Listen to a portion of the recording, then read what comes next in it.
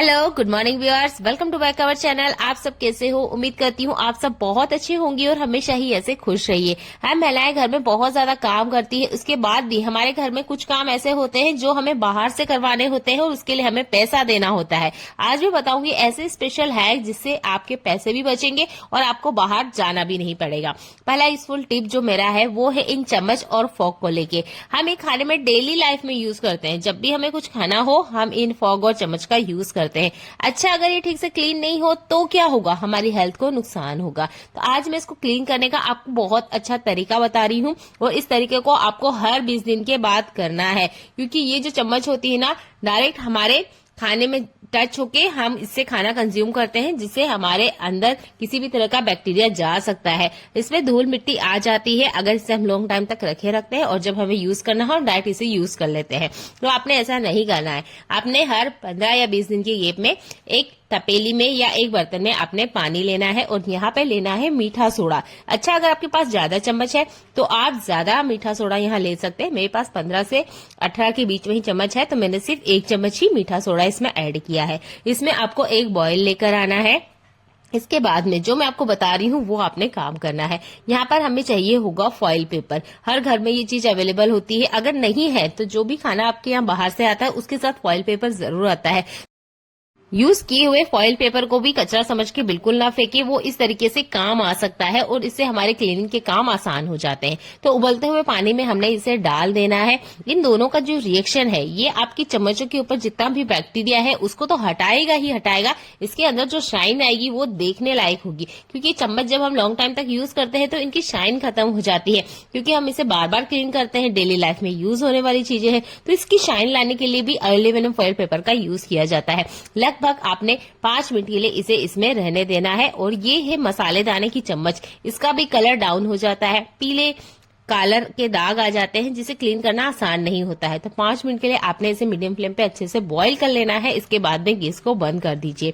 पानी को अच्छा सा रूम टेम्परेचर पे ठंडा होने दीजिए और नॉर्मल डिश वॉश से आप इसे क्लीन कर लीजिए। इसकी शाइन बहुत अच्छे से आ जाती है। मेरे पास यहाँ पर 2 स्टील की छलनियां भी है जो कि लॉन्ग टाइम से गंदी हो रखी थी, मैंने इन्हें भी इसमें डाल दिया है। तो स्टील के जो भी छोटे छोटे टूल है आपके पास, चम्मच वगैरह जो भी है, वो आप इस पानी में डाल सकते हैं और इससे इनकी चमक वापस आ जाती है। तो अभी तो ये क्लीन नहीं दिख रहे होंगे आपको, पर जो चीज मैं आपको दिखाना चाहूंगी वो देख के आप हैरान हो जाएंगे। इसमें से काफी सारी गंदगी बाहर आई है। आप बताइए खुद ही, क्या बर्तन धोने के तरीके में ये गंदियां बाहर आती है? बिल्कुल नहीं आती है। नॉर्मल हम बर्तन धोने के तरीके से इन चीजों को क्लीन करेंगे ना, तो इतनी गंदगी तो गलती से भी बाहर नहीं आएगी। तो ये ट्रिक आपको जरूर अपनानी चाहिए इन फॉर्क को साफ करने के लिए। अगर हम इन्हें ठीक से क्लीन नहीं करते हैं तो ये हमारी सेहत को नुकसान पहुंचाते हैं। चलिए बढ़ते हैं आज के अगले यूजफुल हैक के लिए। जब भी हम बघार लगाते हैं तो जीरे का बघार जरूर लगाते हैं। कभी कभार हम खाने में ना तेज पत्ते का यूज करते हैं, पर तेज पत्ते को अगर आपने जला लिया तो इसका स्वाद नहीं आएगा। तो जब भी आप तेज पत्ता डाल रहे हैं गरम तेल में, उसके बाद में गैस को कुछ सेकंड के लिए बंद कर दीजिएगा, ताकि तेज पत्ते का बस हल्का सा स्वाद तेल के अंदर जाए। तेज पत्ते को जलाना नहीं है, जलाने से इसका स्वाद नहीं आता है। तो तेज पत्ते को जब भी आप बघार में डालते हैं तो कुछ इस तरीके से डालें। हम इंसान की लाइफ में ना चावल मेन खाना होता है। चावल एक ऐसा खाना है जिसके बिना हमारा खाना पूरा होता नहीं है। अच्छा, जिनको शुगर है वो चावल को कैसे खाएं, क्योंकि अगर चावल वो खाते हैं तो उनका शुगर बढ़ता है। पर जिनको शौक है चावल खाने का उनको आप नहीं रोक सकते। तो चावल खिलाने का एक तरीका है जो मैं आपको बता रही हूँ। तो जब भी आप चावल धोते हैं तो नॉर्मल हमारा ये तरीका है कि चावल को हमने एक पानी से बढ़िया से इस तरीके से धोया, उसके बाद में हम इसे गैस पे चढ़ा देते हैं। ये नहीं करना है। अगर आप शुगर पेशेंट को दे रहे हैं और वो चावल ही खाना चाहते हैं तो पूरा चावल तो आपने उन्हें नहीं देना है, पर हाँ आप उन्हें 1 बाउल इतना चावल दे सकते हैं, पर देने का तरीका थोड़ा सा बदलना है। ये जो भी चावल आप यूज कर रहे हैं, जो भी खाने में आप उन्हें दे रहे हैं, उस चावल को आपने इस तरीके से कड़क हाथों से अच्छे से मसलना है। यानी कि इसके अंदर का जितना भी स्टार्च है वो आपने निकाल देना है।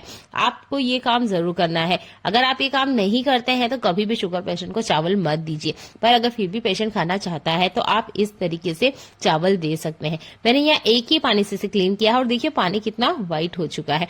बिल्कुल इसी तरीके से हमने इस चावल को तब तक धोना है जब तक कि इसके अंदर का जितना भी व्हाइट है वो बाहर नहीं आ जाए, यानी इसका जो स्टार्च है वो बाहर नहीं आ जाए। चावल आपको यहाँ पे ट्रांसपेरेंट दिखना चाहिए। जब तक ट्रांसपेरेंट नहीं दिखता है इस चावल को आपने बिल्कुल यूज नहीं करना है, या उस पेशेंट को नहीं देना है जिसे भी शुगर है। हो सके तो आप ब्राउन चावल लेकर आइए मार्केट से, बहुत इजी अवेलेबल हो जाते हैं। फिर भी क्या होता है कि ब्राउन चावल में वो स्वाद नहीं आता है जो कि व्हाइट चावल में होता है। तो अच्छे से क्लीन करने के बाद आप देख सकते हैं ये ट्रांसपेरेंट हो गया है और इसी तरह का चावल हमें चाहिए। अभी भी थर्ड टाइम पे भी इसमें थोड़ा सा स्टार्च निकल रहा है। इसके अलावा एक काम आप और कर सकते हैं, चावल को जब आप बॉईल का लगाते हैं या कुकर में या तपेली में जब भी, तो इसके ऊपर जो व्हाइट लेयर आती है यानी जो व्हाइट झाग आता है वो आपने निकाल देना है। उसे निकालने के बाद ही आप इस चावल को खा सकते हैं। चाकू में धार लगाना एक सिरदर्द हो जाता है। घर में हम बैठे बैठे इसको धार कैसे लगाएं बिना 1 रुपया खर्च करे हुए। जो तरीका मैं आपको बताने वाली हूँ उस तरीके के बाद आप कभी भी मार्केट का रास्ता भूल जाएंगे चाकू और सीजर को धार लगाने के लिए। हमारे घर में क्लॉथ क्लिप जरूर होती है, बस इस क्लॉथ क्लिप का हमने यूज करना है। अच्छे से आप क्लॉथ क्लिप को देखेंगे तो आपने देखा होगा इस बीच में काफी ज्यादा गैप होती है। तो आप इस तरह का क्लॉथ क्लिप ले लीजिए और यहाँ पर डबल टेप की मदद से हमने इसके बीच में कुछ इस तरीके से लगा लेना है और इस डबल टेप का यूज करते हुए ही हम चाकू में धार लगाएंगे। तो देखिए अभी मैंने इसका कवर नहीं निकाला है, ये आपने नहीं निकालना है। यहाँ पर हमने एक काम और करना है, ये है सैंड पेपर। आपके घर में जरूर होगा। आपके घर में हार्डवेयर का सामान है तो उसमें एक बार देखिए, आपको ये पेपर आराम से मिल जाएगा। अगर नहीं है तो मार्केट से आप इसे एक बार लेके आइएगा, साल भर तक ये चलता है और बहुत बड़े टुकड़े की हमें जरूरत नहीं है। मात्र इन छोटे छोटे टुकड़े से ही ना हम अच्छे से बढ़िया से धार लगा लेंगे। तो डबल टेप को हल्के हाथों से हमने निकालना है और सैंड पेपर का जितना बड़ा टुकड़ा मैंने काटा है इतना ही बड़ा टुकड़ा आपने चाहिए और इसके बीच में कुछ इस तरीके से लगा लेना है, जैसे कि मैं आपको दिखा रही हूँ। बिल्कुल आपने ऐसे ही इसमें लगाना है। इसके बीच में अच्छे से लगाने के बाद आपने चाकू को इसके बीच में अटकाना है और कुछ इस तरीके से हल्के हल्के घुमाना है। आप देखिए इसके अगर ऊपर किसी तरह का जंग है तो वो तो निकलेगा ही, चाकू की जो धार है वो भी बढ़िया से हो जाएगी। छोटे से सैंड पेपर का ही कमाल है। धार बहुत ज्यादा तेज हो जाती है तो ज्यादा स्क्रब नहीं कीजिएगा, हल्का हल्का ही कीजिएगा और बीच में टच करके देखिएगा कुछ ज्यादा तेज धार ना हो जाए, क्योंकि सैंड पेपर पुराने से पुराने जंग को निकालने में काम करता है।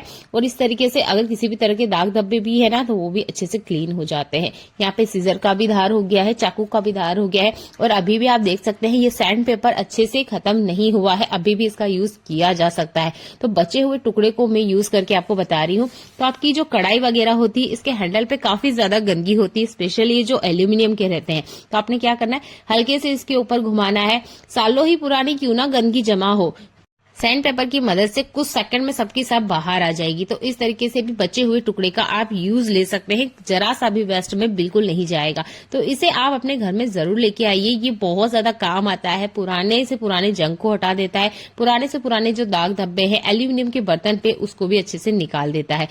किचन में हमें इतने ज्यादा काम होते हैं ना, कभी कभार क्या होता है बहुत ज्यादा जल्दी होती है और हमारी कढ़ाई में या जिस भी बर्तन में हम खाना बनाने जा रहे हैं उसका पानी नहीं सूखता है। तो आपने क्या करना है, सबसे पहले इसमें प्याज डाल दीजिए। अगर आप सब्जी बना रहे हैं अच्छे से इसको भून लीजिए। इसके 2 फायदे हैं, एक तो प्याज का पानी सूख जाएगा और कढ़ाई भी आपकी गर्म हो जाएगी, यानी कि आपको पानी के सूखने का वेट नहीं करना पड़ेगा और उससे पहले ही आपके प्याज भी हल्के भून जाएंगे और कढ़ाई भी अच्छे से बढ़िया से गर्म हो जाएगी। ये बहुत जल्दी वाला हैक है, जब आप बहुत ज्यादा जल्दी में है तो इस ट्रिक को यूज करिएगा। इससे प्याज का पानी भी सूखता है, आपका तेल भी ज्यादा नहीं जलने में आता है। इसके बाद में जब प्याज का पानी अच्छे से सूख जाए इसके बाद में आप इसमें तेल डाल लीजिए, इससे कोई सी तरह का कोई फर्क नहीं पड़ता है। पर अगर आप सरसों का तेल यूज करते हैं तो पहले से उसे प्री हीट करने के बाद स्टोर करके रखिएगा, फिर प्याज वाले ट्रिक पे यूज करके देखिएगा। इससे सब्जी का स्वाद भी बढ़ता है और सब्जियों में जो ज्यादा तेल लगता है ना वो भी बिल्कुल नहीं लगेगा और प्याज जल्दी से भून जाता है। अच्छा, प्याज को बहुत जल्दी अगर पकाना है या बहुत जल्दी इसका ब्राउन कलर लेके आना है तो आप इसमें चुटकी भर नमक या ज्यादा जैसे भी आप सब्जी बना रहे हो उसके अकॉर्डिंग पहले से इसमें नमक डाल लीजिए। इससे प्याज का जो कलर है कुछ ही मिनट में जल्दी से बदल जाता है। जो प्याज 2.5 से 3 मिनट में ब्राउन होने का टाइम लेता है वो टाइम आधा हो जाएगा। ये नमक वाली ट्रिक भी बहुत ज्यादा काम की है, इसे जरूर यूज करके देखिएगा।